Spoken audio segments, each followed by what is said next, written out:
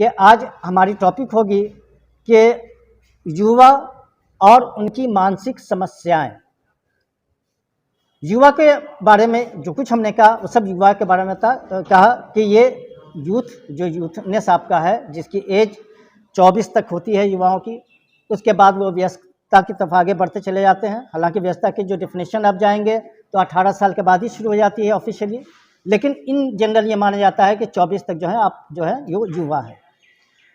तो युवा के अंदर में जो एक मानसिक भटकाव है, युवा के अंदर में जो मानसिक रूप से एक परेशानियां हैं, युवा के अंदर आज के युग में जो चिंतन है, युवाओं के अंदर में आज जो एक तरीके की ये कहें कि ऐसा रास्ता कि उनको कुछ सूझ नहीं सामने आ रहा है कि मुझे करना क्या, यानी एक अंधकार में पाथ या एक अंधकार में रास्ता नज़र आ रहा है। इसकी वजह क्या हो सकती है और क्यों?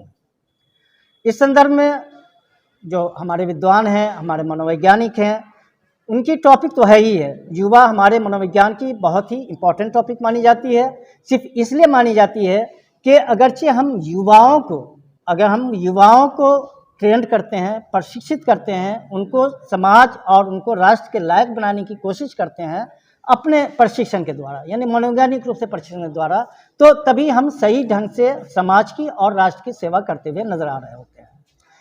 बहुत सारे लोग होंगे जो साइकोलॉजी के स्टूडेंट होंगे, बहुत सारे ऐसे होंगे जो साइकोलॉजी को नहीं जानते होंगे कि साइकोलॉजी है क्या, लेकिन जो पढ़ रहे हैं साइकोलॉजी में वो भली बात जान रहे होंगे कि साइकोलॉजी का एक मुख्य उद्देश्य होता है, वो मुख्य उद्देश्य हमारा है पॉजिटिव थिंकिंग, यानी एक ऐसी सोच जो आपको एक सही दिशा में, एक नई दिशा में ले जाने की कोशिश करे। पूरी साइकोलॉजी को जब उठा के देखें, कल प्रिंसिपल साहब चूँकि खुद साइकोलॉजी के साइकोलॉजिस्ट हैं, उन्होंने भी ये बात रखी थी कि युवाओं को भटकाव जो है वो भटकाव की तरफ से वापस लाना पड़ेगा। तो भटकाव क्या है, क्यों हम भटक रहे हैं? आप खुद इवैल्यूएट करिए, आप अपना मूल्यांकन खुद कीजिए। आप ये पाएंगे कि आपका पर्पस कॉलेज हो या स्कूल्स हो, उसमें केवल पढ़ना है, और पढ़ने के बाद जो शिक्षक के द्वारा आपको ट्रेनिंग दी जाती है, जो प्रशिक्षण दिया जाता है, उसका सही ढंग से उसको गहन करना है और उसको कारआमद बनाना है। लेकिन क्या हम सही रूप से उस उद्देश्य की पूर्ति करते हुए नजर आ रहे हैं? एक बड़ा सवाल आपके बीच में हम रखें, क्योंकि आप सभी यूथ हैं, सोचने की सबको सलाहियत है, सबके अंदर में भगवान ने दिमाग दिया है, सबके अंदर में उनकी एक भविष्य है कि हमको क्या करना है। केवल पढ़ाई और हाथ में किताब और कॉपी का मकसद ये नहीं होता है कि आपको डिग्री मिल गई और आपने प्राउडली फील किया कि हम एमए कर गए, हम बीए कर गए, हमने पीएचडी कर रखा है। ये कभी भी पढ़ाई का मकसद नहीं होता है। डिग्री जो होती है वो एक तरह का पुरस्कार है, और वो पुरस्कार किस चीज़ का है? आपके सौम्य व्यवहार का, आपके उचित प्रशिक्षण का, आपके ज्ञान का। तो ये तीन चीज़ें जब तक कि हम हासिल नहीं करते इंस्टीट्यूशंस में, किसी भी संस्था में, जिसको हम शैक्षणिक संस्था कहते हैं, तब तक हम भटके हुए नजर आते हैं। तब तक हम ये कहते हैं कि हमारे पास कोई रास्ता नहीं है सोच का। ये वजह है कि अक्सर युवा ये शिकायत करते हैं, चूँकि हम टेली काउंसलिंग से भी जुड़े रहते हैं, ऐसे भी डायरेक्ट काउंसलिंग से भी हमारा ताल्लुक़ रहता है। ये शिकायत अक्सर स्टूडेंट की आती है, उनके पेरेंट्स की आती है कि हमारे बच्चे दिलचस्पी नहीं लेते, हमारे बच्चे पढ़ाई से भटक रहे होते हैं, वो गलत सोहबत में पड़ गए हैं, गलत तरीके से आगे बढ़ रहे हैं। तो इसकी वजह क्यों बनती है? इसकी वजह, सबसे बड़ी वजह जो हमारी समझ में आया, जो हम लोगों ने देखा, उसकी सबसे बड़ी वजह ये बनती है कि बच्चों को सही दिशा नहीं मिल पाता है, सही मार्गदर्शन नहीं मिल पाता है। यही वजह है कि जब मनोविज्ञान खुद हिंदुस्तान में नहीं, पूरे वर्ल्ड की हम बात करते हैं, कि जब ये फ्लोरिश साइंस के रूप में सामने आ गया, अब ये कोई आर्ट्स नहीं है, कोई लिटरेचर नहीं, बल्कि पूर्ण रूप से साइंस है, और इसको कहीं पॉजिटिव साइंस के नाम से जाना जाता है और कहीं पर सोशल साइंस के रूप में जाना जाता है। सोशल साइंस का अर्थ यह है कि एक ऐसा साइंस जो समाज को बना सके। समाज को क्या बना सके? एक सुदृढ़ समाज बना सके, एक उम्दा समाज आपके सामने लाकर खड़ा कर सके। यह साइकोलॉजी का मुख्य उद्देश्य होता है। साइकोलॉजी के लिए, इस अपने उद्देश्य को पूरा करने के लिए, साइकोलॉजी में मार्गदर्शन का यानी काउंसलिंग का कंसेप्ट है। और यूजीसी, जिससे आपकी सारी यूनिवर्सिटीज़ गवर्न होती हैं, यूजीसी ने बाज़ाब्ता इसके लिए हर यूनिवर्सिटी को राइट्स दिया है, हर यूनिवर्सिटी ने अपने कॉलेजेस और डिपार्टमेंट्स को ये राइट दिया है कि आप अपने यहाँ काउंसलिंग सेंटर को खोलें। आपके यहाँ भी काउंसलिंग सेंटर शायद कुछ दिनों पहले हम पता चला था कि इस यूनिवर्सिटी में, इस कॉलेज में है, लेकिन वो कितना सफल हो पाया, कितना कामयाब हो पाया, ये मुझको नहीं पता। साइकोलॉजी के विद्वान शिक्षक हमारे शंकर मिश्रा जी अवेलेबल थे, अभी इस वक्त है नहीं, वो अच्छी तरह से इस बात को बता सकते हैं कि आखिर अगर डिफंक्ट है तो क्यों डिफंक्ट है, और डिफंक्ट है तो उसको हम एक्टिव कैसे करें। ये जिम्मेदारी हम प्रिंसिपल साहब से भी कहेंगे कि उसको फिर से एक्टिव करें। जो बच्चे किसी भी तरीके से भटक रहे हैं, किसी भी तरह के उनको मार्गदर्शन की आवश्यकता है, तो वो काउंसलिंग सेंटर उनका मार्गदर्शन सही रूप से करे।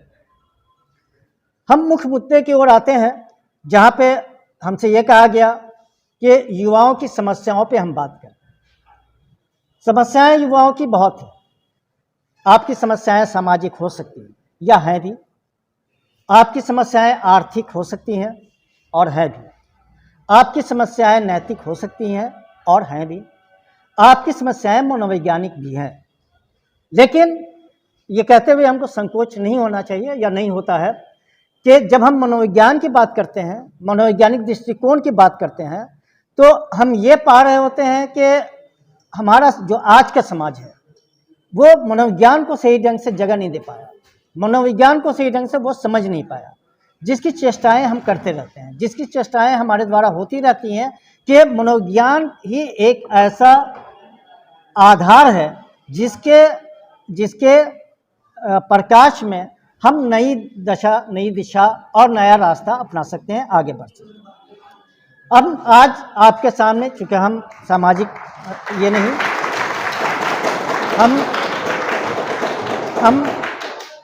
हम आपके सामने नैतिकता और मनोवैज्ञानिक, ये दो समस्याओं पर जरूर थोड़ी सी बात रखना चाहेंगे।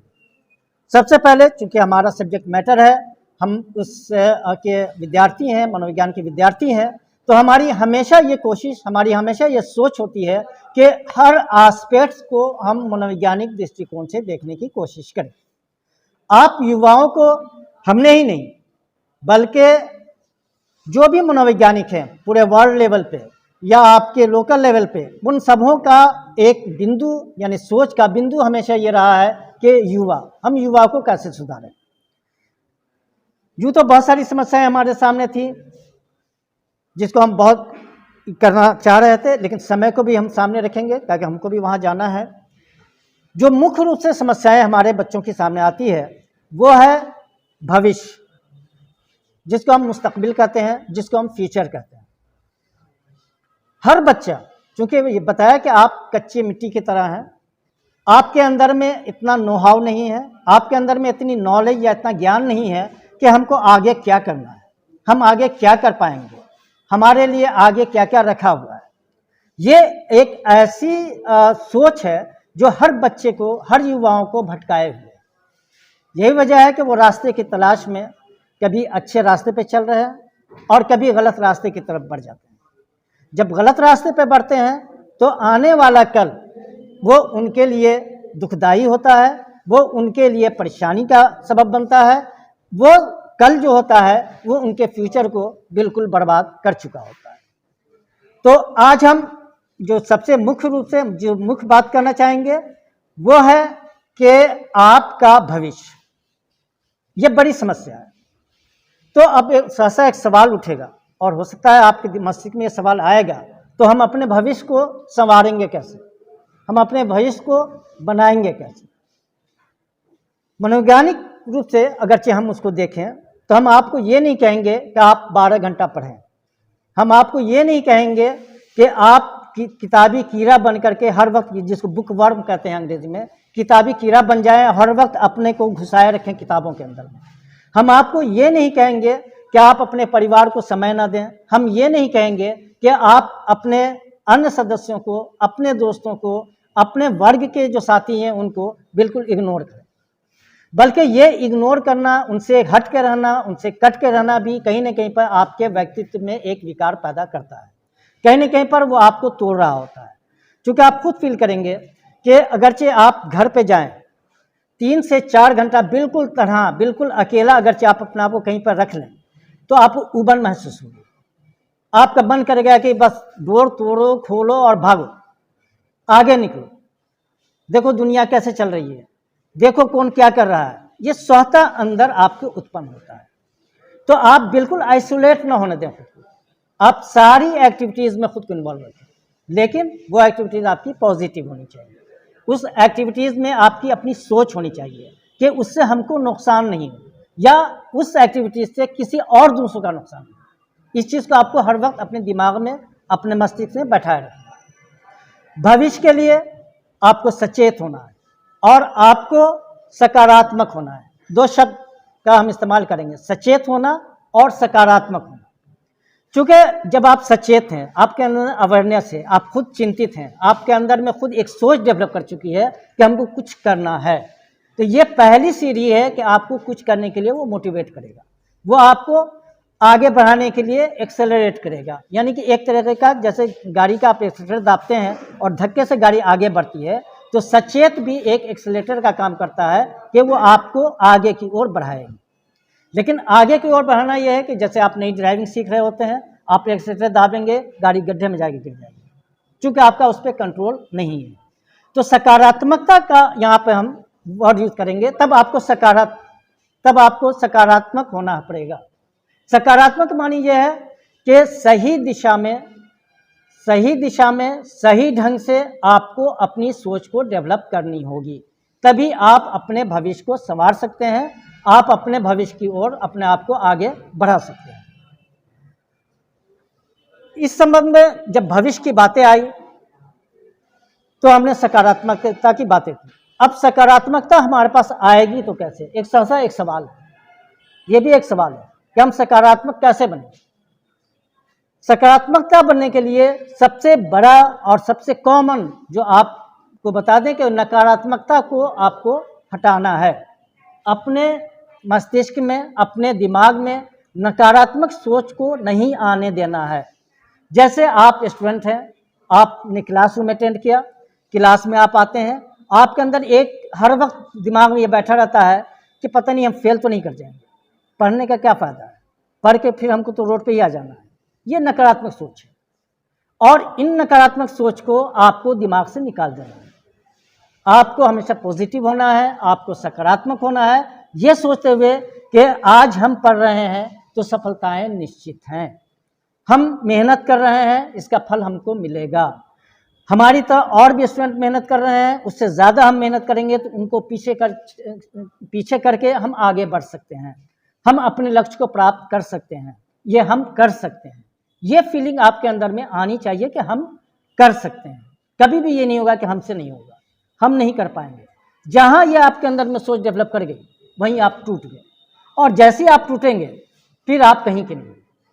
तो हमारी आपसे यही अपील भी होगी, यही हमारी आपसे एक तरीके का आदेश कह लें, चूँकि है यहाँ पे, तो आदेश भी यही हमारा होगा कि आपको हर लम्हा, हर क्षण ये सोच डेवलप करनी है कि आप कर सकते हैं।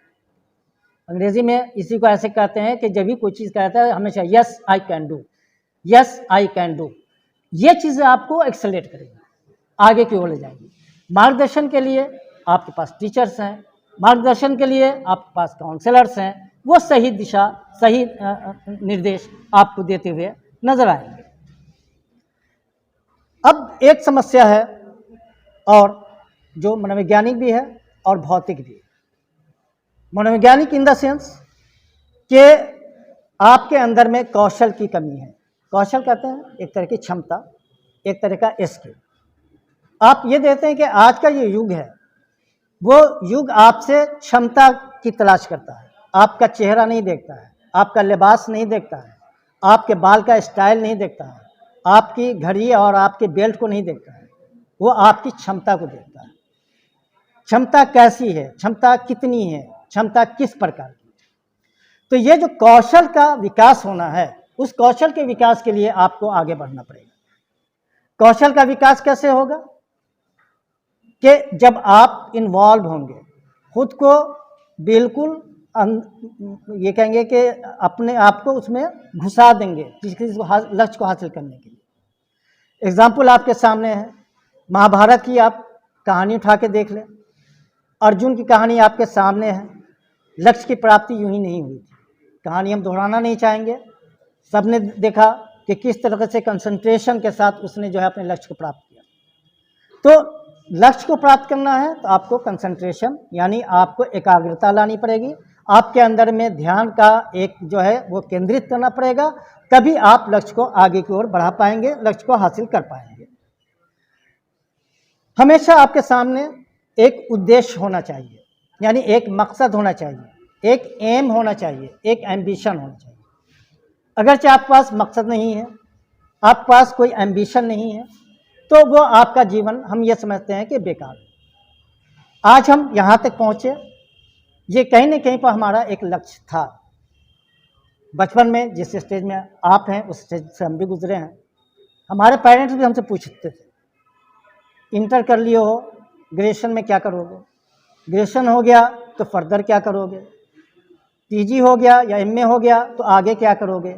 ये सवाल गार्जियंस हमसे किया करते थे और हमारा एक ही लक्ष्य था। हम उनसे ये कहते थे कि हम दो काम करने के लिए सक्षम हैं, आइदर अगर हम कुछ नहीं कर पाएंगे तो हम बिजनेस की तरफ बढ़ जाएंगे, लेकिन मेरा लक्ष्य है कि हम पीएचडी करके इस प्रोफेशन में आना चाहेंगे जिसको प्रोफेसरशिप कहते हैं, वो हम अचीव करना चाहिए। गार्जियन से सपोर्ट मिला। गार्जियंस के सपोर्ट से भी कुछ नहीं होता, ये भी आपको बता देते हैं। पैसे फेंक देने से आप तालीम नहीं हासिल कर सकते, रिसोर्सेज बहुत कम कर दिए जाएंगे तो भी आप भटक जाएंगे। एक लिमिट के साथ अगरचे आपको आपकी आर्थिक मदद मिल रही होती है तो आपके अंदर में एक तरीके की ऊर्जा होती है, आपके अंदर में ये सोच होती है कि हमको इसी में रह कर करके अपने लक्ष्य की प्राप्ति करनी है। लेकिन शर्त है लक्ष्य को सामने रखना। आज भी आप तय कर लें, आप इस शिविर में हैं, आपसे ओथ भी लिए गए होंगे, ओथ लिए भी जाएंगे, जिसमें ये चीज़ होगा कि लक्ष्य आपको प्राप्त करना। आप इंटर के स्टूडेंट हैं, आप बीए के स्टूडेंट हैं, हो सकता है कुछ पीजी के भी स्टूडेंट इसमें होंगे, तो एक अपना लक्ष्य बना लें। हमको क्लर्क में जाना है, बैंक क्लर्क में जाना है, ऑफिशियल्स में जाना है, बीपीएससी करना है, यूपीएससी करना है। एक लक्ष्य आपके सामने स्पष्ट होना चाहिए। अगरचे स्पष्ट लक्ष्य नहीं है तो आप लाख कोशिश कर लें, लाख मेहनत कर लें, लाख पैसा फेंक लें, आप सफलता की ओर नहीं जा पाएंगे, आप सफल नहीं हो पाएंगे। उसके बाद हम आगे की ओर बढ़ते हुए आपसे एक और इम्पोर्टेंट बातों पर नजर रखेंगे कि आपका जीवन आपके हाथ में है, आपके अंदर में जिंदगी है और वो जिंदगी सिर्फ आपकी है, केवल आपकी है। उस जीवन पर किसी का अधिकार नहीं। अब उस जीवन को हमको कैसे जीना, ये सोच हमारे अंदर खुद डेवलप करनी है। हमको स्टाइलिश बाल बना कर करके और जो मतलब वर्ड हम टुच्चा यूज़ करते हैं कि टुच्चों की तरह सड़कों पे, चौराहों पे, चौक पर बैठ कर करके हमको अपना जीवन व्यतीत करना है, या हमको सभ्य होकर के, सुशील होकर करके अपने लक्ष्य की प्राप्ति के लिए लाइब्रेरी में बैठना है, क्लासरूम में जाना है, घरों में 4 घंटा 5 घंटा स्टडी करनी है, हमें क्या करना है। तो जीवन को या जीवन के उद्देश्य को समझना और जीवन को बनाना ये आपके हाथ में। आप अगरचे अच्छे ढंग से अपने जीवन को सुसज्जित करना चाहते हैं, उसको सजाना चाहते हैं, उसको श्रृंगार के तौर पर लेना चाहते हैं, तो आपका इन्वॉल्वमेंट चाहिए, आपकी उसमें सहभागिता चाहिए। आपको हर तरीके से आपको डिवोट करना पड़ेगा, आपको अपने आप को निछावर करना पड़ेगा। ये जो जीवन है निछावर करने का, डिवोट करने का, वो क्षणिक होता है, ये भी आपको बता दूँ। क्योंकि आपका ज़िंदगी जो विद्यार्थी जीवन है वो 30 तक मैक्सिमम 30 तक आपको अध्ययनरत रहना है, 30 तक आपको पढ़ना है, और यही 30 साल की जो एज होती है ये आपको डिसाइड कर देगा कि आपको कामयाबी की तरफ जाना है या आपको बर्बादी की तरफ जाना है। तो क्यों नहीं हम अपना, जैसे पहले भी बताया कि लक्ष्य की प्राप्ति के लिए, कामयाबी हासिल करने के लिए, सफलता लेने के लिए हम हमेशा अपने आप को सचेत रहें, सकारात्मक। उसके बाद जो बातें आपके सामने हमको रखनी है वो आज के जो रिलेवेंट है, आज के जो युग है उससे रिलेवेंट है, और वो रिलेवेंट है हमारा इंटरनेट की दुनिया। क्योंकि जब आईटी का यानी इंफॉर्मेशन टेक्नोलॉजी का विस्तार हुआ, इंफॉर्मेशन टेक्नोलॉजी का विकास हुआ, तो पहले तो कम, लेकिन आज बच्चा बच्चा उसमें इन्वॉल्व होता हुआ नजर आता है। आपके घर में भी अगर छोटे बच्चे होंगे, 3 साल 4 साल की एज के भी बच्चे होंगे, तो आप ये देखेंगे कि उसकी ललक मोबाइल की तरफ ज़्यादा है। वो स्क्रीन को कुछ नहीं जानता, लेकिन वो जैसे बड़ों को करते देखता है, वो स्क्रीन पर उंगली ऐसे ऐसे करता हुआ नजर आएगा, अपनी मनपसंद वीडियो को वो देखता नजर हुआ आएगा। तो इतना ज़्यादा ये विकसित हो गया आईटी कि बच्चे बच्चे के मस्तिष्क पर ये हावी हो गया। ये अच्छी बात है, हम नहीं कहते कि ये गलत है। अगरचे आज हम टेक्नोक्रेट हैं तो ये कहते हुए प्राउड फील करते हैं कि अरे कंप्यूटर क्या चीज़ है, अरे ये मोबाइल क्या चीज़ है, इसको तुम यूँ हम चुटकी में इसको हैंडल कर लेते हैं। ये गुड स्किल है, अच्छी चीज़ है। लेकिन हर अच्छी चीज़ के पीछे कुछ न कुछ बुराइयां होती हैं, कुछ न कुछ उसके पीछे कमियां होती हैं। उस कमियों की तरफ अगर से हम बढ़ गए तो वो कमियां हमें कहीं न कहीं पर बर्बादी की ओर ले जाता है। जैसे आज के सुनो, बात मत करो, आगे देखो। तो जैसे जब हम इंटरनेट के दौर में आते हैं, स्मार्टफोन लेकर के खुद को हम स्मार्ट कहते हुए नजर आते हैं, और शायद हर आदमी समझता है कि अरे वाह क्या स्मार्टफोन उसके हाथ में है, और हम भी जो है बाल को झटका मार के स्मार्टफोन को कान पर लगा करके दूसरों को दिखाने की कोशिश करते हैं कि हम कितने स्मार्ट हैं। बेसिकली हम वहाँ पे किसी को स्मार्ट दिखाने की कोशिश नहीं कर रहे होते हैं, बल्कि हम अपनी क्षम्य बुद्धि का, हम अपने नकारात्मकता का सबूत दे रहे होते हैं। मोबाइल मेरे पास भी है, मोबाइल हर एक के पास है, तो उसको हम यूज़ लाएंगे ना, उसका हम गुड यूज़ करेंगे, न कि उसका हम मिस यूज़ करेंगे। अब ये कॉमन देखने को मिल रहा है कि ख़ास तरीके से यूथ 8-8 घंटा 9-9 घंटा नेट पर बैठे हुए हैं, चैटिंग हो रही है, फेसबुक पे जा रहे हैं, या जितनी भी सोशल मीडियाज़ हैं उस पर लगे पड़े हुए हैं। उसका आपने कभी फील करेंगे, अभी जब यहाँ से आप जाएंगे तब आप फील करेंगे कि इसका यूज़ क्या है। आप खाना खाते हैं, आपका पेट भर जाता है, आप मिठाई खाते हैं, आपका स्वाद बदल जाता है, लेकिन इस आंखें फोड़ने से या उंगलियां चलाने से स्क्रीन पे आपको क्या मिल जाता है? एक ऐसा सवाल है। आप रियलाइज करेंगे कि वक्ती तौर पर जिसको आप कह लें साइकोलॉजिकल सेटिस्फैक्शन, मनोवैज्ञानिक संतुष्टि, वो मिलती है। आपका ये जवाब होगा, लेकिन क्या वो मनोवैज्ञानिक संतुष्टि पॉजिटिव है? क्या वो उसमें टिकाऊपन है? क्या वो संतुष्टि आपके लाइफ को बनाने के लिए सक्षम है? सवाल का यही जवाब होगा कि नहीं। तो जब नहीं जवाब हमारा है तो हम अपने आप को उसमें इन्वॉल्व क्यों करें? हम रातों की नींद खराब कर रहे होते हैं, रात का 1 बजे 2 बजे 3-3 बजे तक हम सोशल नेटवर्किंग पर जुड़े रहते हैं। अब सोशल नेटवर्किंग की बहुत सारी स्टडीज़ हैं, अभी हमने भी 2 PhD सबमिट करवाई है, इसी यूनिवर्सिटी में उस पर वर्क हुए हैं। वो बताता है कि कॉग्निटिव लेवल जो आपका संज्ञानात्मक है, मानसिक का जो मानसिक विकार पैदा करने में वो सबसे ज़्यादा आगे है, क्योंकि वो उसके आगे आपको सोचने का मौका ही नहीं देता। आप बस वहीं तक महदूद हैं, आंखें वहीं टिकी हुई हैं, उंगलियां वहीं तक हैं और सोच वहीं तक है, उससे आगे आप निकल नहीं पा रहे। वो आपके भविष्य को अंधकार में बना रहा है, वो आपको बर्बादी की तरफ ले जा रहा है, और नतीजा क्या होता है कि उसके तरह तरह के कंटेंट्स आप देखते हैं। उसमें इंटरनेट के जो कंटेंट्स हैं वो आपके जीवन के लिए उपयोगी भी हैं, और जब उसका दूसरा रूप देखेंगे तो वो जीवन के लिए विनाशकारी भी है। विनाशकारी ज़्यादा है, उपयोगी कम, जैसा कि हमने ऑब्जर्व किया। उपयोगिता के लिए हमको आधा घंटा 1 घंटा काफ़ी है। हमको कोई थीम लेना है, कोई मटेरियल देखना है, किसी पर डिस्कशंस की तरफ जाना है, तो आधा 1 घंटा काफ़ी होता है। लेकिन घंटों लगे रहने का मानी यह है कि हम वैसे कंटेंट की ओर जा रहे होते हैं जिस कंटेंट से हमको कोई भी फ़ायदा नहीं पहुंचने जा रहा है, बल्कि कहीं न कहीं पर हम मानसिक विकार के शिकार होते जा रहे हैं, जिसको हम लोग मेंटल परवर्जन कहते हैं। अब मेंटल परवर्जन जब सामने आएगा, आपके यूथ के अंदर में जब मानसिक विकार पैदा होगा, तो उससे आपके मस्तिष्क में एक असंतुलित व्यवहार का उत्पन्न होना स्वाभाविक है। आप असंतुलित हो जाएंगे, आपके अंदर में चिड़चिड़ापन आएगा, अच्छी बात भी दूसरों की बुरी लगेगी। आपको कोई ये कहता है अरे एक काम कर लो, अरे रुको ना मैं कर लेता हूँ ना, पहले इसको तो देख लेने दो, या भी हम इन्वॉल्व हैं, या आप इरिटेट होकर के बातें करते हुए नजर आते हैं। ये कहाँ से आ गया? ये साइकोलॉजिकल डिजीज कैसे उत्पन्न हो गई? वो इंटरनेट और वो स्मार्टफोन या उस तरह के सोशल नेटवर्किंग साइट का रिजल्ट आपके सामने। इसी तरीके से जब आप बहुत इन्वॉल्व होंगे तो आपके अंदर में अनिंद्रा आएगी। अनिंद्रा के बारे में क्या कहा जाता है? स्लीपलेसनेस। आप बेचैन रहेंगे, आप रात भर जागेंगे, दिन आपका क्षणिक गुजरेगा। आपको मस्तिष्क से लेकर शरीर तक भारी भारी बना रहेगा। आपको ये महसूस होगा किसी चीज़ में मेरा दिल नहीं लग रहा, पढ़ाई में जाने का मन नहीं कर रहा है, क्लासरूम को आप अवॉइड करेंगे।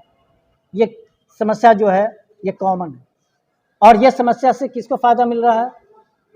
किसी को नहीं। नुकसान किसको हो रहा है? आप सबको। तो हम इस नुकसान की तरफ खुद को क्यों ले जाएं? हम खुद को सुधारने की या खुद को बचाने की हम कोशिश क्यों ना करें? जब इस तरह का मानसिक विकार आपके अंदर में आएगा तो साइकोलॉजिकली मेंटल इलनेस की हम बात करते हैं, यानी कि मानसिक रोग से आप ग्रस्त होते चले जाएंगे। मानसिक रोग एक ऐसा रोग होता है जो दिखाई नहीं देता, लेकिन वो सबसे ज़्यादा आपको हानि पहुंचाता है। फिजिकल डिजीज से, यानी जो शारीरिक रोग है, उससे अधिक वो आपको हानि पहुंचा रहा होता है। हम उसको समझ नहीं पा रहे होते हैं। वो अंदर ही अंदर घुन की तरह वो आपको चाट रहा होता है। घुन समझ रहे होंगे कि चावल बंद डब्बे में भी घुन अंदर घुसता है और चावल को खोखला करता चला जाता है। ठीक मनोविकार या मानसिक रोग जो है वो वैसा ही होता है कि आपके अंदर घुसने के बाद अंदर से आपको खोखला करता चला जाता है। जब आप खोखले होते चले जाएंगे तो आपका भविष्य अंधकारमय होता चला जाएगा। आप आगे की ओर कुछ भी नहीं कर पाएंगे, कुछ भी नहीं बन पाएंगे।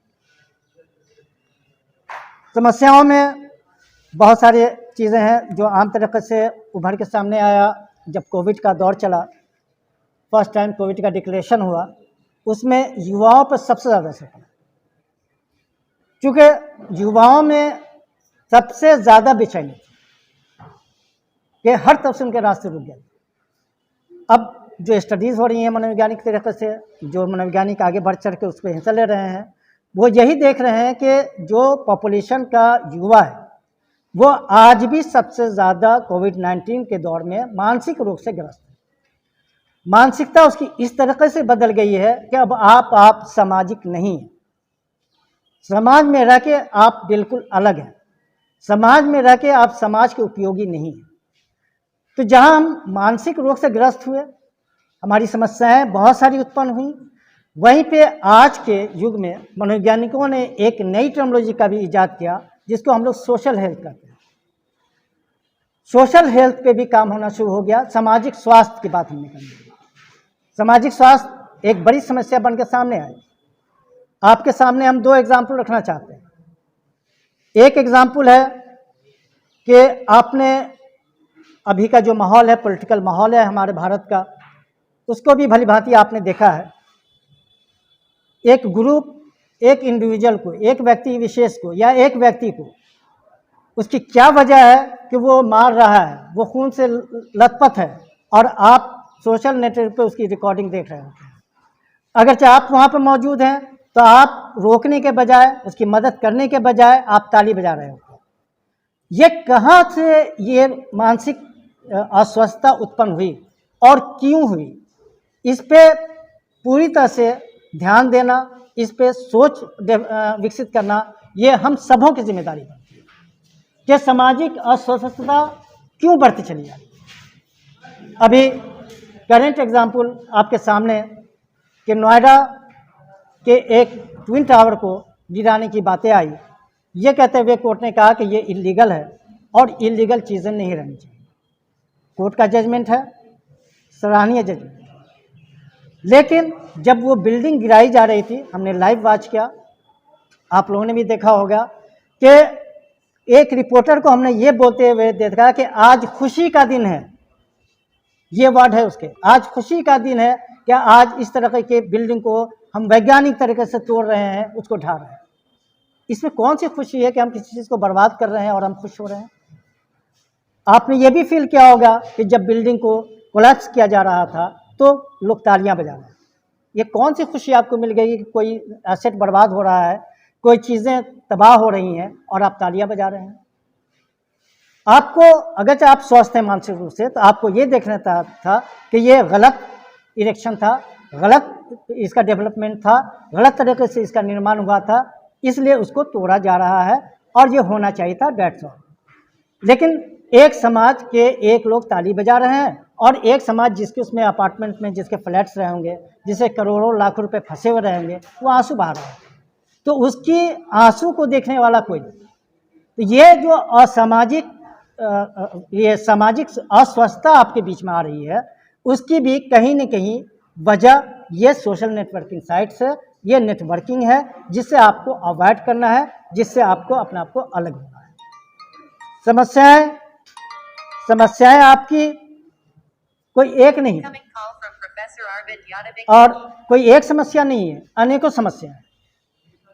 नतीजा क्या है कि आप मनोवैज्ञानिक रूप से जो बीमारियों से ग्रसित होते जा रहे हैं, जिसमें अवसाद है, जिसमें चिंता है, हर वक्त आप परेशान दिख रहे होते हैं, कुछ आपको आगे पीछे रास्ता नजर नहीं आ रहा है। इन सब चीज़ों से बचने के लिए आपको मनोवैज्ञानिक के शरण में जाना ही होगा, मनोवैज्ञानिक मार्गदर्शन आपको लेना होगा और इन मनोवैज्ञानिक तरीक़े से आप अपने आप को प्रिपेयर कर पाएंगे, आप अपने आप को सक्षम और अपने आप को कौशलपूर्ण बना पाएंगे। अंत में हम आप लोगों से केवल इतना कहना चाहेंगे कि आप मनोविज्ञान के विद्यार्थी हों या ना हों, लेकिन पूरा वर्ल्ड मनोविज्ञान पर बेस्ड कर रहा है। आपको अपने भविष्य को संवारने के लिए मनोविज्ञान का सहारा लेना है और मनोविज्ञान का सहारा लेने के लिए इस तरह की शिविर का आयोजन अत्यंत आवश्यक है, जहाँ पे विशेषज्ञ को बुला करके आपके बीच में आपके मानसिक स्तर को एक तरह का परिवर्तन लाने की कोशिश की जा सकती है। आपको हमारा लक्ष्य होता है कि एक सब नागरिक बनाए, हमारा लक्ष्य होता है कि आपको सुशील और ज्ञानशील बनाए, और ये तभी संभव है जब आपके अंदर में एकाग्रता आएगी, आपके अंदर में कंसंट्रेशन आएगा, आपके अंदर में इन्वॉल्वमेंट आएगा, और सबसे बड़ी बात कि आप खुद को समझ पाने में सक्षम हो पाएंगे। इन्हीं चंद शब्दों के साथ हम आपसे विदा लेंगे। धन्यवाद।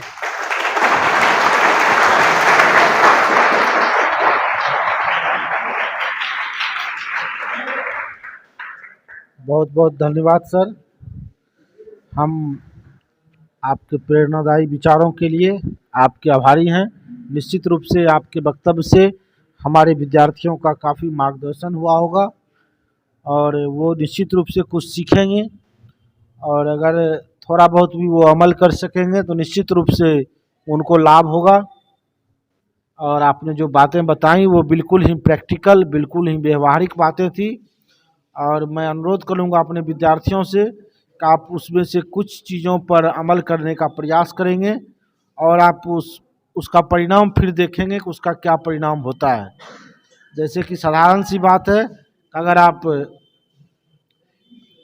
मोबाइल पर 1 घंटे वीडियो देख रहे हैं तो कल से आप उसको आधा घंटा कीजिए और फिर देखिए आपके जीवन में क्या परिवर्तन आता है। अब जरा सी चीज़ें आप करके उसे देख सकते हैं। अगर आप देर रात तक जगते हैं, कल से आप सवेरे सोना शुरू कीजिए, देखिए आप में कितना परिवर्तन आएगा। मैं खुद नहीं करता हूँ, लेकिन करिएगा तो ज़रूर फ़ायदा होगा। मैं खुद देर रात तक जगता हूँ, जिसके कारण मेरा अभी स्वास्थ्य ठीक नहीं रहता है। मैं खुद ज़्यादा मोबाइल चलाता हूँ, कुछ मेरा जो जॉब है उसके कारण भी, तो उससे लेकिन मेरा बहुत स्वास्थ्य गड़बड़ हो रहा है। उंगलियों में ही दर्द करता है, माथा में भी थोड़ा थोड़ा दर्द रहता है, और जिस दिन नहीं चलाते हैं उस दिन बहुत ही अच्छा महसूस करते हैं।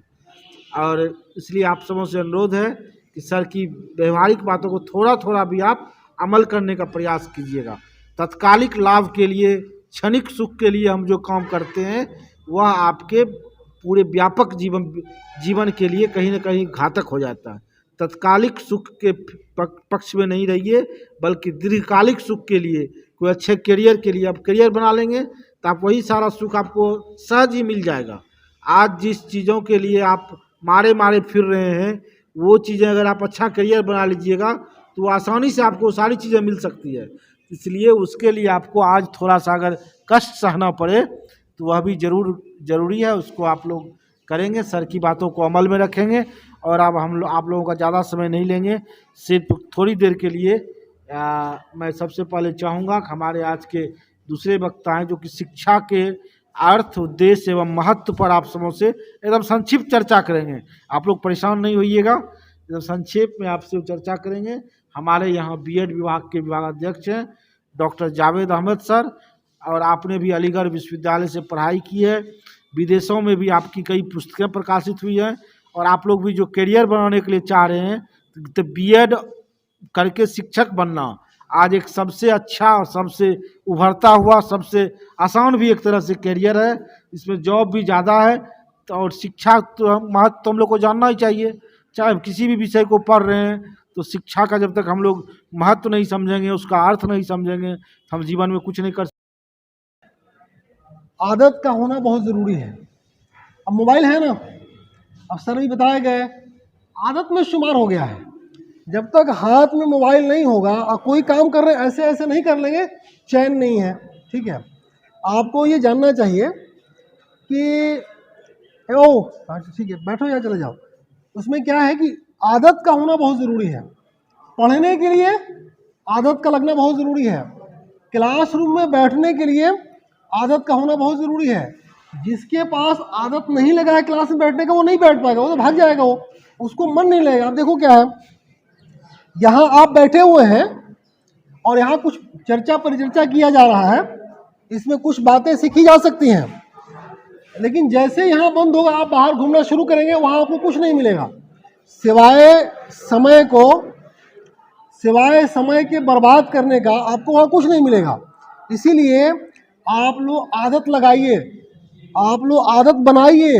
अगर आदत नहीं होगी तो ना आप क्लासरूम बैठेंगे, ना आप रीडिंग चेयर में बैठेंगे, ना घर बैठ के पढ़ेंगे और ना लिखेंगे, और फिर जीवन ऐसे ही चलता चला जाएगा।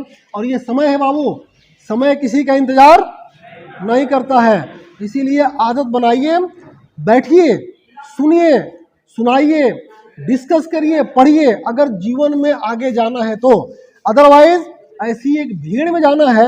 आप जानते हैं, आप लोग जिसे कहा जाए कि अगर हमारे टीपी कॉलेज के ग्राउंड में अगर 100 भेड़ चल रहा हो, उसमें हम लोग एक अपना भेड़ छोड़ दें तो दूर से अपने भेड़ को पहचान पाएंगे?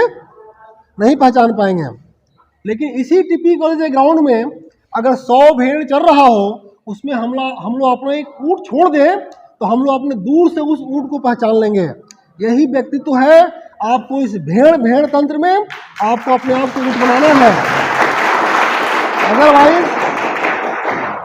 अदरवाइज हम लोग इस भीड़ का हिस्सा बनकर रह जाएंगे, हमारी कोई पहचान नहीं होगी, हमें कोई नहीं पहचानेगा।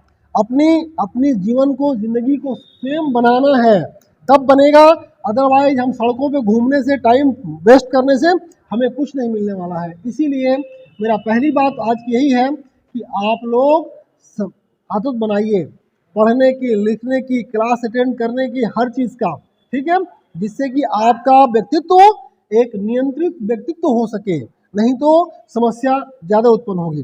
बहरहाल हमारा जो टॉपिक है शिक्षा, अर्थ, उद्देश्य और महत्व है। आप जानते हैं शिक्षा क्या है?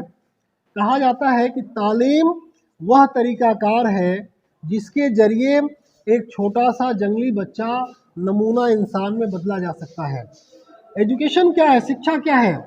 Education is the modification of behaviour, कि शिक्षा इंसान के व्यवहार में परिवर्तन का नाम है। आप लोग खुद देखिएगा कि क्या ये शिक्षा आपके व्यवहार में परिवर्तन करती है क्या? अगर परिवर्तन नहीं करती है तो निश्चित रूप से आप कोई शिक्षा नहीं पा रहे हैं, आप समय वेस्ट कर रहे हैं। और आप ये जान लीजिएगा, अगर आपके व्यवहार में कोई सकारात्मक परिवर्तन नहीं हो रहा है, इसका मतलब ये है कि आप आ रहे हैं, जा रहे हैं, फार्म भर के एग्जाम दे रहे हैं और सर्टिफिकेट, एक डिग्री का एक टुकड़ा मिल रहा है आपको कागज का, और उसी से आप खुश हो जा रहे हैं।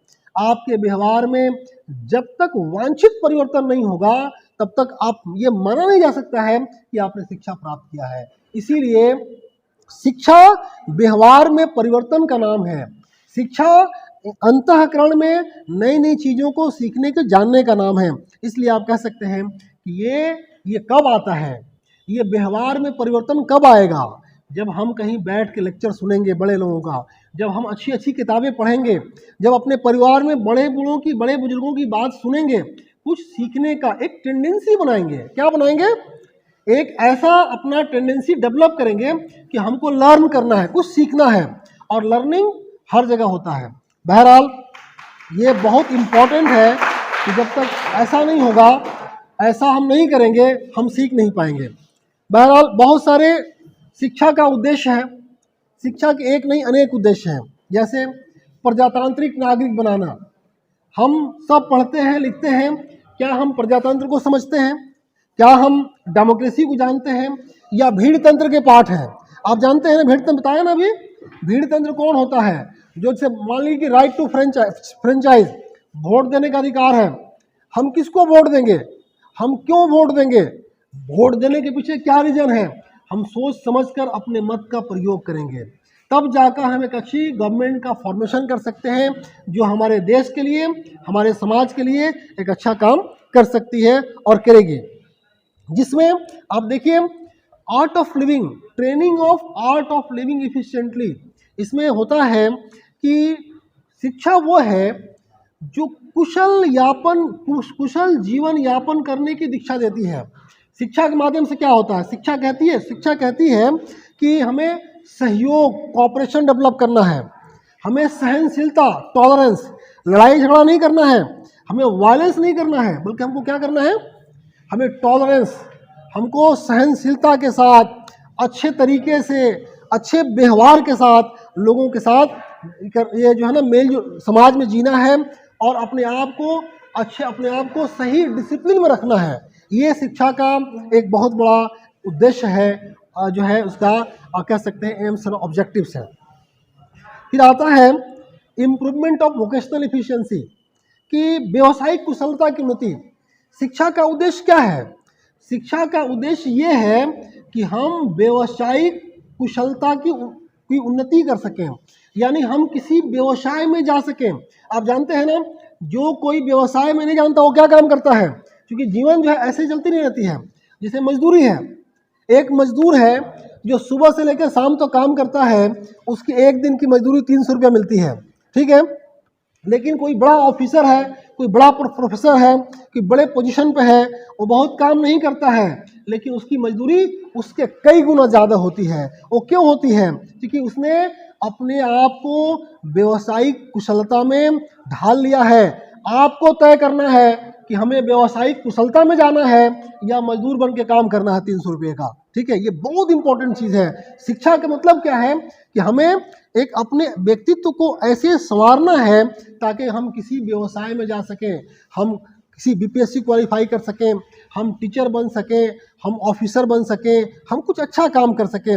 और ऐसी मनोकामना, ऐसी सोच हमारे परिवार के लोगों के लिए भी क्या भी है कि हमारा बच्चा टीपी कॉलेज में पढ़ता है, वो वहाँ से पढ़कर कोई बहुत अच्छा काम करेगा, और पता चला कि आपने टीपी कॉलेज में पढ़ा 5 साल 7 साल, उसके बाद से रिजल्ट आपका क्या है, 0। क्यों 0 है? क्योंकि आपने पढ़ाई नहीं किया। जैसे आप देखते हैं नकल करना, ठीक है, एग्जाम में जैसे तैसे नकल करके डिग्री ले लिए, उस डिग्री का क्या करेंगे? आप देखिए शिक्षा में और डिग्री में एक बहुत बड़ा अंतर है। शिक्षा सीखने का नाम है, व्यवहार में परिवर्तन का नाम है। डिग्री क्या है? डिग्री एक प्रमाण पत्र है कि कोई भी विश्वविद्यालय आपको एक प्रमाण पत्र दे देता है कि आप हमारे यहाँ से बीए पास हो गए हैं। उसको आप कहाँ रखते हैं? फाइल में रखते हैं। उसको आप अपने सर पे, माथे पर और पीठ पे लटका के नहीं चलते हैं कि लोग समझ जाएगा आप ग्रेजुएट हैं। वो चीज़ें आपकी व्यवहार से दिखती है, वो चीज़ें आपके व्यक्तित्व से दिखता है, वो चीज़ें आपके क्रम से दिखता है, आपके कर्म से दिखता है। इसीलिए आपको ये समझना होगा कि कैसे हम पढ़ाई करेंगे कि हम व्यवसायिक कुशलता की उन्नति कर सकेंगे, किसी अच्छे व्यवसाय में जा सकेंगे। वरना ये लाइफ आसान नहीं है बाबू, बहुत चैलेंजिंग लाइफ है। अभी आपको नहीं समझ में आता है, आने वाला समय बहुत चैलेंजिंग है। उसके लिए आपको दोनों कंधों को बहुत मजबूत करना होगा, बहुत बहुत मेहनत करना होगा। इसीलिए आज से मेहनत करिए ताकि आप किसी व्यवसाय में, अच्छे व्यवसाय में जा सकें। फिर आता है व्यक्तित्व का विकास। आप जानते हैं व्यक्तित्व का विकास, हर व्यक्ति का एक अपना व्यक्तित्व होता है, ठीक है। हम एक ऐसे सकारात्मक व्यक्तित्व का विकास करेंगे जिससे कि हमारा परिवार, हमारा महाविद्यालय, विश्वविद्यालय और समाज हमको एक सकारात्मक दृष्टि से देखेगा, ठीक है। व्यक्तित्व देखिए, क्या व्यक्तित्व कई तरह के होते हैं। हमारे साइकोलॉजी के बहुत सारे एक्सपर्ट बैठे हुए हैं। एक होता है इंट्रोवर्ट पर्सनालिटी, ठीक है, उसमें क्या होता है, वो व्यक्ति क्या होता है कि चंचल होता है, ठीक है, इंट्रोवर्ट होता है, हर काम बहुत एक्टिवली करता है, ठीक है।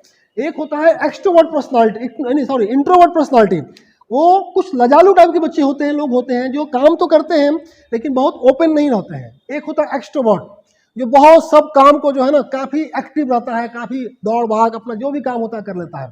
दोनों का बीच का भी एक पर्सनालिटी होता है जिसको हम एम्बिवर्ट पर्सनालिटी कहते हैं, ठीक है। तो इस व्यक्तित्व में, व्यक्तित्व का जब हम डिफिनेशन और टाइप पढ़ते हैं तो बहुत सारे व्यक्तित्व मिलता है। एक होता है, सर हमारे बैठे हुए हैं, जैसे हमारे सुधांशु जी के व्यक्तित्व ऐसा दिखता है। एक होता है मैग्नेटिक पर्सनालिटी, जिसको हम कहते हैं चुंबकीय व्यक्तित्व।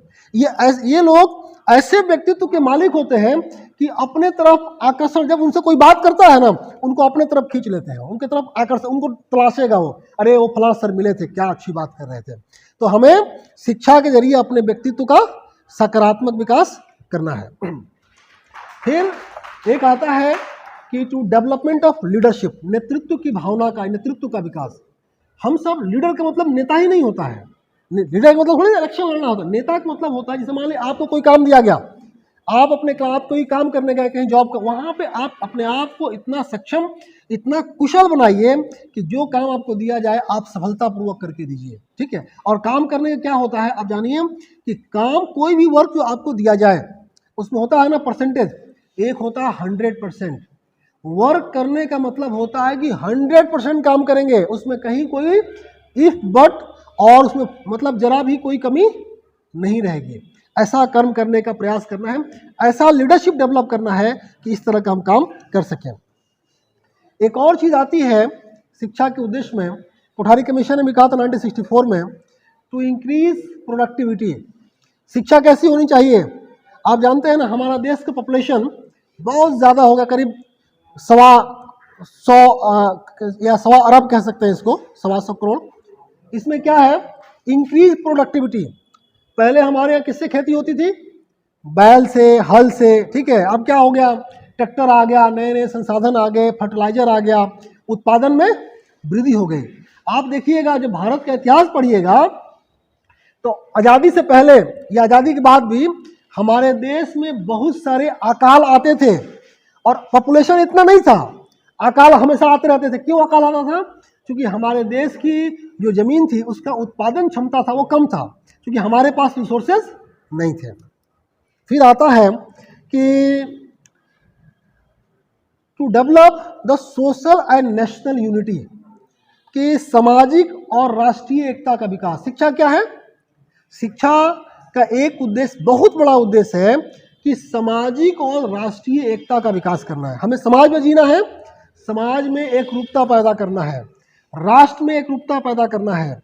किसी भी नाम पर, धर्म के नाम पर, कास्ट के नाम पर या गरीब अमीर के नाम पर हमें समाज में कोई भी भेदभाव उत्पन्न नहीं करना है। क्योंकि आप जानते हैं ना, समाज जो है हर तरह, समाज में हर तरह के लोग रहते हैं, लेकिन जो हो सके कमज़ोर लोगों का, गरीब लोगों का, उसकी क्या करना है, सहयोग करना है, उसको मदद करना है। आप यहाँ देख रहे हैं ना, यहाँ दो बहुत लोगों का जो है ये लगा हुआ है। आप देखिए APJ अब्दुल कलाम साहब का फोटो लगा हुआ है, डॉक्टर भीमराव अम्बेडकर का फोटो लगा हुआ है। खैर हमारा टॉपिक कुछ और है, आप इन्हीं के बारे में पढ़िएगा, आपको समझ में आ जाएगा कि दोनों लोग इतने गरीब परिवार से थे कि कुछ था ही नहीं इनके पास, ठीक है। आप देखिए, एक आदमी को भारत जो है, इंडिया मिसाइल मैन के नाम से जानता है, और दूसरे भीमराव अम्बेडकर हैं, जिनको क्या कहता है कि हमारे संविधान के, इन्होंने संविधान को, भारत के संविधान को लिखा है। और ये बहुत गरीब परिवार से थे, लेकिन काफ़ी इन्होंने नाम किया। इस तरह से चाहे वो बच्चा किसी गरीब फैमिली से हो अमीर फैमिली से हो, जब तक वो पढ़ेगा नहीं, जब तक वो क्लास नहीं करेगा, जब तक उसके अंदर कोई सही परिवर्तन नहीं होगा, तब तक वो सीख नहीं सकता है। इसीलिए इसका होना बहुत ज़रूरी है। फिर आपको कहते हैं कि मॉडर्नाइजेशन ऑफ द कंट्री, देश का आधुनिकरण कैसे होगा। हम सिर्फ जैसा भी सर बोल के गए, मोबाइल चलाने से हम आधुनिक हो जाएंगे, नहीं। ठीक है, मोबाइल चलाना जरूरी है, कंप्यूटर चलाना जरूरी है, लेकिन देश का जो डेवलपमेंट है, जो मॉडर्नाइजेशन है, जब एक युवा पढ़ेगा, जब समाज को जागरूक करेगा, नई नई टेक्नोलॉजी आएंगी, लोग उसका सकारात्मक प्रयोग करेंगे, उपयोग करेंगे, तब जाकर क्या होगा, तब जाकर समाज में एक चेतना, एक जागृति एक उत्पन्न होगी जिससे इस तरह का होगा। इस तरह से एक है आपको कि सामाजिक और नैतिक एवं आध्यात्मिक मूल्यों का विकास, कि हमें क्या करना है कि शिक्षा के द्वारा हमें सामाजिक मूल्य, हमें नैतिक मूल्य और अपने आध्यात्मिक मूल्यों की विकास करना है, जिससे कि हम एक अच्छा इंसान बन सके। पहले देखो क्या है, हर इंसान पहले क्या है, हम पहले एक ह्यूमन बीइंग है, पहले हम इंसान हैं, उसके बाद भी हम कुछ भी हैं। इस तरह से हमको इसका डेवलपमेंट करना है। फिर इसी तरह से शिक्षा का अपना महत्व भी है। अगर शिक्षा, 1-2 मिनट लेंगे सर, ज़्यादा नहीं। शिक्षा जो है इसका अपना एक महत्व है। शिक्षा का महत्व से मुराद ये है कि अगर शिक्षा नहीं होगी, शिक्षा क्या करती है, इलिटरेसी को ख़त्म कर देती है। हमारे समाज में जब तक इलिटरेसी होगी तब तक समाज डेवलप नहीं होगा। इसलिए हमें हर व्यक्ति को शिक्षा देना है। और जानते हैं भारत सरकार का नियम है, आपको मालूम होगा कि 6 साल से लेकर 14 साल के, आर्टिकल 23 में ये है कि 6 से लेकर 14 साल के बच्चे को फ्री एंड कंपल्सरी एजुकेशन देना है। और पूरे इंडिया में, पूरे भारत में 1 किलोमीटर की रेडियस पे एक प्राइमरी स्कूल है। कितना पे है? आप जहां भी जाएंगे 1 किलोमीटर की रेडियस में आपको एक प्राइमरी स्कूल मिलेगा। क्यों मिलेगा? ताकि देश की लिटरेसी खत्म हो जाए। बच्चा कहाँ जाए? बच्चा अपना स्कूल जाए, पढ़ने जाए। इस तरह से हमें समाज का विकास और बहुत सारे जो हमारे चीज़ें हैं। अब देखिए, ये शिक्षा में आता है कि हम अपने जो हमारा ड्रेसिंग सेंस है, हमारा बात करने का तरीका है, हमारा मिलने जुलने का तरीका है, ये सब चीज़ें इससे प्रभावित होना चाहिए, ताकि आपको मालूम होना चाहिए कि एक पढ़े लिखे व्यक्ति में और एक अनपढ़ व्यक्ति में फ़र्क दिख सके। इन्हीं बातों के साथ मैं अपनी बात वाणी को विराम देता हूँ।